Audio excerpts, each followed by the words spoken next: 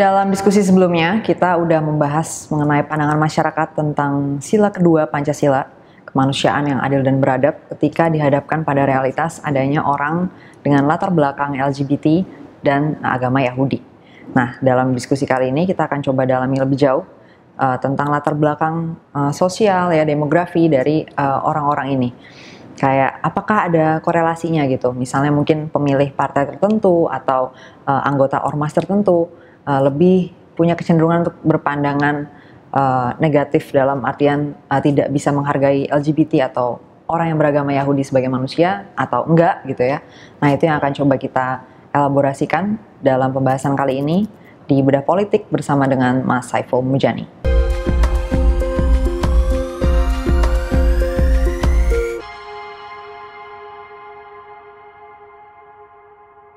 Mas Saiful, di diskusi sebelumnya kita udah membahas mengenai bagaimana masyarakat kita memperlakukan orang-orang atau memandang ya orang-orang dengan latar belakang LGBT dan agama Yahudi dari perspektif sila kedua ya, kemanusiaan adil dan beradab. Apakah mereka tuh pantas untuk dihargai sebagai manusia gitu kan?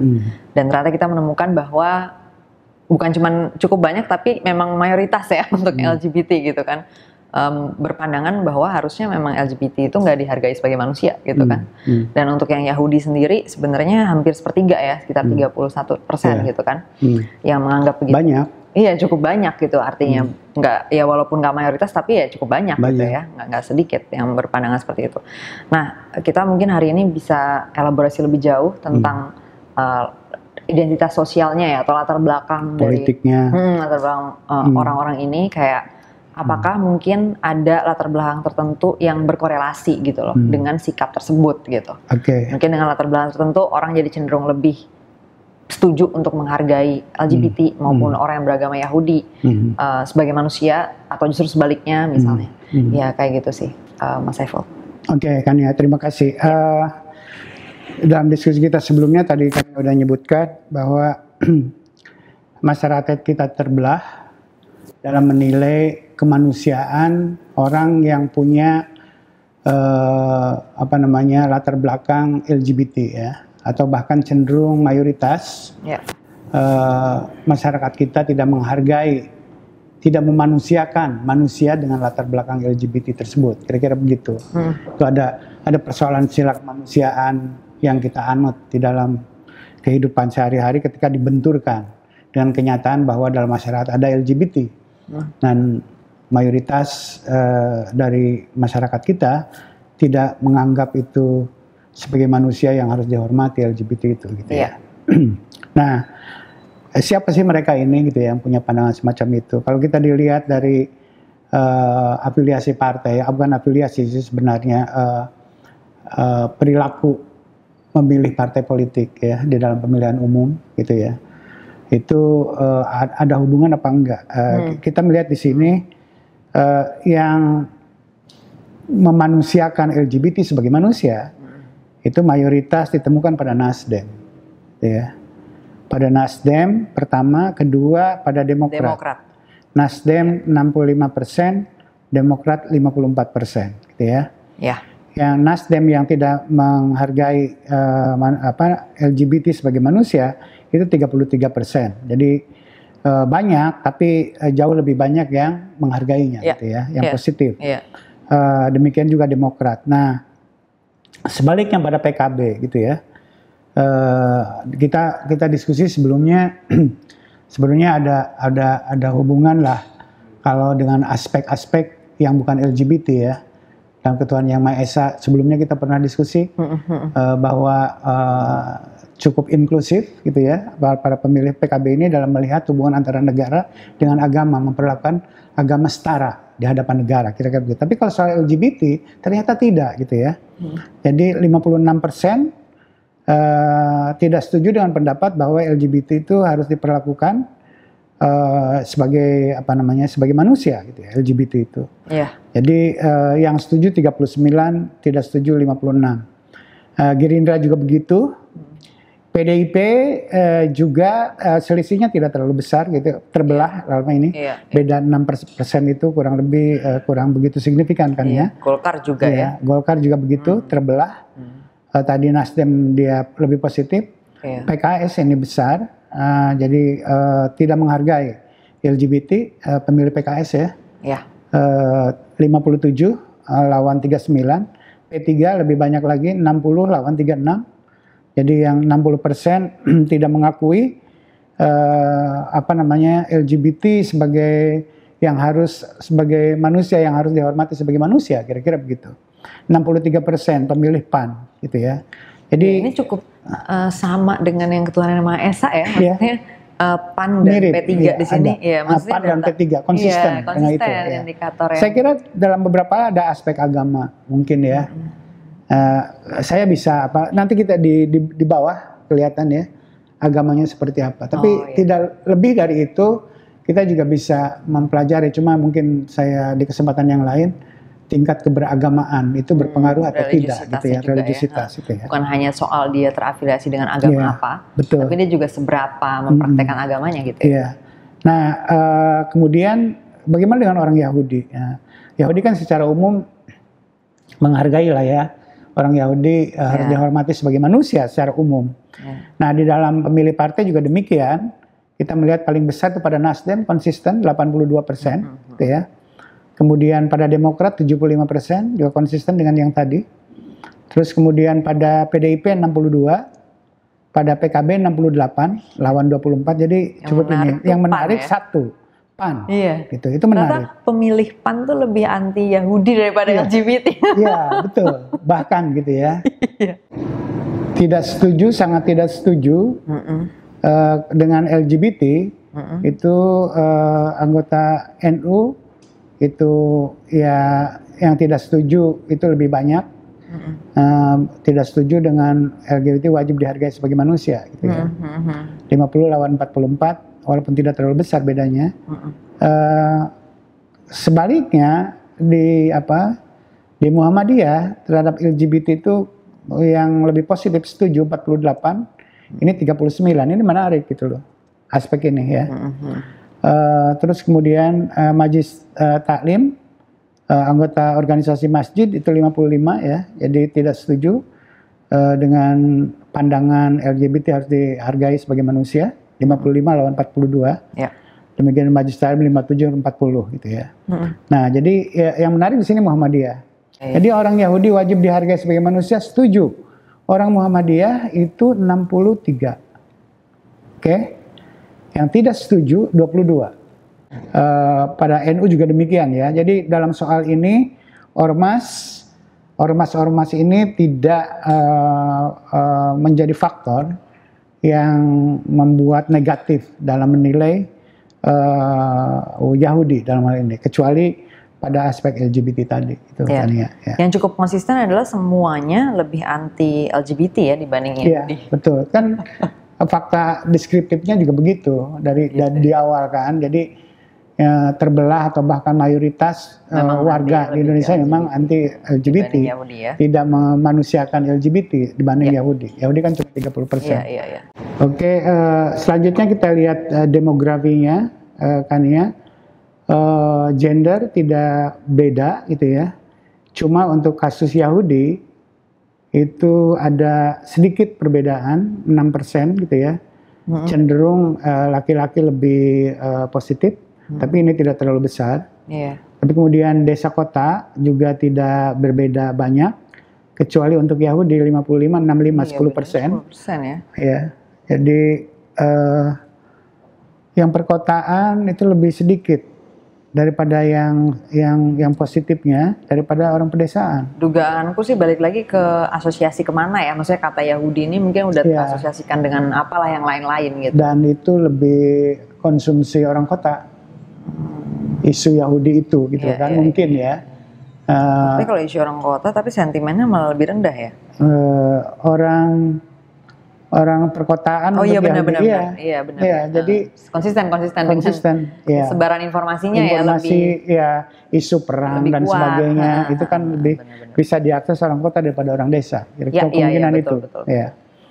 Sementara kelompok umur tidak cukup signifikan antara orang yang senior dengan orang yang muda terhadap LGBT. Orang LGBT lebih bisa menerima ya, yang lebih muda lebih bisa menerima LGBT ketimbang yang senior, 50 berbanding 42 kan ya. Dan korelasinya konsisten tuh ya, dari bawah ke atas. Iya, betul. Benar-benar makin tua makin tua makin kurang menerima sebagai manusia. Nah, sementara untuk Yahudi itu faktor umur tidak berbeda ya. 61 yang muda, yang senior 60, kurang lebih tidak banyak berbeda lah soal itu. Agama ya logis lah ya, gitu. Yang beragama Islam, LGBT, yang positifnya jauh lebih sedikit, 43 lawan 55 gitu ya. Terhadap orang Yahudi 58-78, kira-kira gitu ya. Jadi orang yang tidak beragama Islam lebih memperlakukan sebagai manusia orang Yahudi ketimbang orang yang beragama Islam. ada Walaupun jauh ya bedanya ya. Jauh 20%. 58 ya. Tidak mengejutkan, tidak mengejutkan gitu ya. Itu karena memang intensity itu kan konflik di Timur Tengah dan seterusnya itu banyak diwarnai dengan sentimen agama juga kan, kira-kira kayak begitu. Nah, ini aspek etnik di sini, Batak ya, yang lebih positif terhadap LGBT, kemudian juga Bugis. Itu menarik ya, harus dipelajari bagaimana orang Bugis dan orang Bugis terutama 60% lebih bisa menerima orang LGBT. Gitu. Kita pernah menyebut soal ini tentang ada satu temuan antropologis gitu ya, di mana masyarakat budaya di Bugis itu melihat manusia tidak hitam putih kayak gitu dalam soal sex orientation gitu ya, orientasi seksual gitu loh. Jadi ada gradasi, kira-kira begitu cara pandangnya. Itu menarik. Kok bisa di Bugis punya pandangan semacam itu dari mana gitu, cerita seperti itu. Iya. Pencilan sendiri gitu ya, maksudnya dibanding yang lain beda. Iya. Orang Batak juga lebih bisa menerima LGBT. Kemudian untuk orang Yahudi, orang Batak paling tinggi 76 lawan 20. Jauh ya dari yang lain-lain ya. Saya kira faktor agama ya, orang Batak kebanyakan non-Muslim. Iya, berarti ada asosiasi juga di sisi itu ya. Maksudnya di satu sisi ada asosiasi negatif dalam artian dari kelompok tadi, misalnya mungkin yang beragama Islam ya, yang memandang mungkin Yahudi sama dengan Israel misalnya, itu sebagai sesuatu yang negatif. Di sisi lain sepertinya ada asosiasi positif gitu di situ juga ya. Dengan asosiasi yang sama, ini dipandang positif nih mungkin. Iya betul.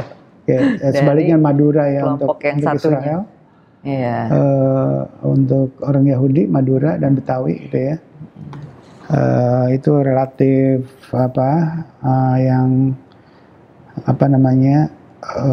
yang setuju dengan pandangan bahwa orang Israel harus diperlakukan sebagai manusia, harus dihormati sebagai manusia, itu lebih orang sedikit di kalangan orang Betawi dan orang Madura gitu ya. Tadi aku ngorek sedikit, bukan orang Israel tapi orang Yahudi kan. Beda kan Yahudi sama Israel di sini? Beda. Yang Israel itu negara, orang Yahudi lebih kan? Etnik ya. Nah, pendidikan juga ini tidak menarik gitu ya. Jadi yang terhadap yang menghormati LGBT sebagai manusia, itu orang yang pendidikannya lebih baik, maka lebih tinggi, kira-kira begitu kan ya. Demikian juga terhadap orang Yahudi yang berpendidikan lebih baik, lebih menerima orang Yahudi ya. 55 berbanding 63, itu cukup signifikan, kira-kira kayak gitu. Iya betul. Ini dan korelasinya maksudnya konsisten ya, makin tinggi pendidikannya, makin tinggi juga. Jadi faktor penting kalau kita concern dengan soal kemanusiaan gitu ya, kemanusiaan yang adil dan beradab, mungkin kita masuk dari soal sosial ekonomi semacam ini, pendidikan dan juga mungkin income. Income juga sama. Jadi orang yang income-nya lebih baik, lebih toleran, lebih bisa menghargai LGBT ya, walaupun di bawah 50%, tapi dibanding yang kurang pendapatannya lebih rendah, itu dia lebih tinggi gitu ya. Kemudian orang kalau soal terhadap orang Yahudi ya, pendapatan ini kurang lebih sama, tidak terlalu berbeda.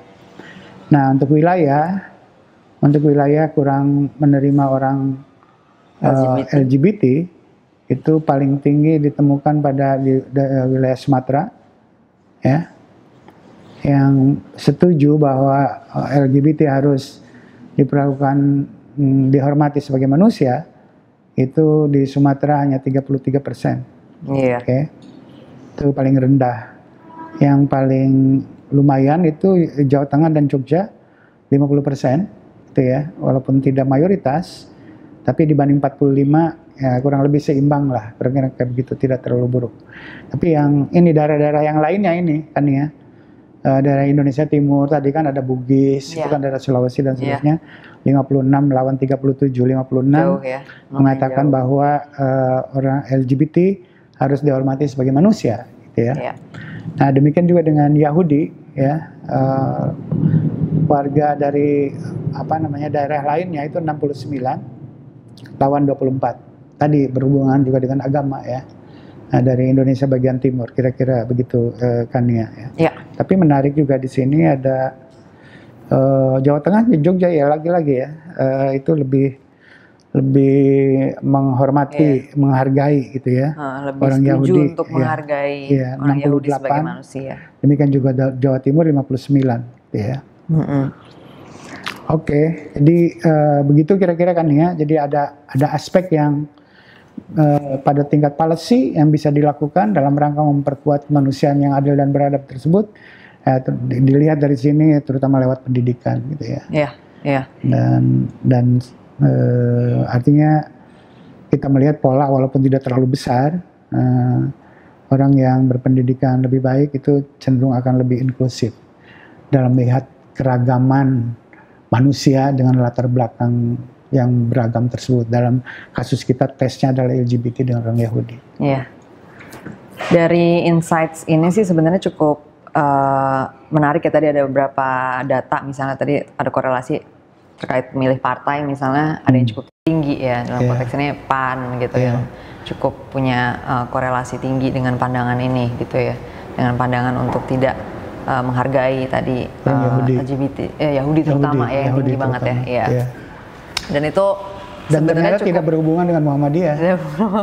Nah, itu cukup unik gitu maksudnya, karena kan di data yang umumnya kan lebih tinggi ke LGBT dong gitu, sifat sikap untuk tidak mau menghargainya gitu kan. Tapi ternyata untuk spesifik di kasus pemilih PAN nih terbalik gitu ya, dan terbaliknya cukup jauh gitu. Jauh.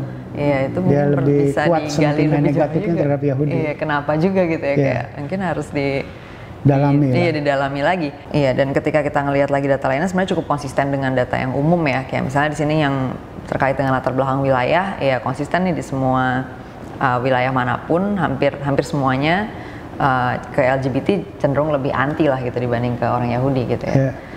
Dan kembali lagi beberapa daerah yang udah sempat disebut di episode yang Ketuhanan Yang Maha Esa juga sebagai daerah yang cukup toleran, ini keluar lagi sebagai memang yang cukup toleran gitu ya, cukup bisa menerima orang-orang dengan latar belakang LGBT maupun orang Yahudi. Dalam konteks ini misalnya tadi Jateng ya, terhadap orang Yahudi itu cukup tinggi ya, Jateng dan Jogja ya.